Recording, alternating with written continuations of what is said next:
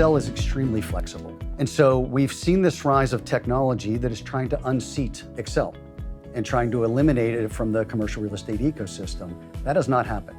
And Excel has remained pervasive and really a key utility that real estate practitioners rely on because of its transparency, because of its flexibility, and because it often becomes an exchange point between different technology systems and providers, which again, were developed as mostly closed systems, not to speak to each other because there's competitive advantage there.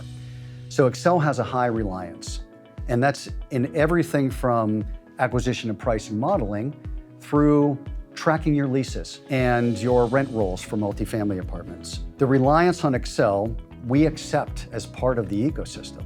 And again, our philosophy is to meet real estate practitioners where they work. So our robust integration with the Microsoft stack includes two-way integration with Excel. And that provides our commercial real estate clients with a massive amount of flexibility. They get to decide how they're going to continue to use Excel, how that will become a source of critical information for the firm, but then equally important, how they can bring that key information up to DealCloud.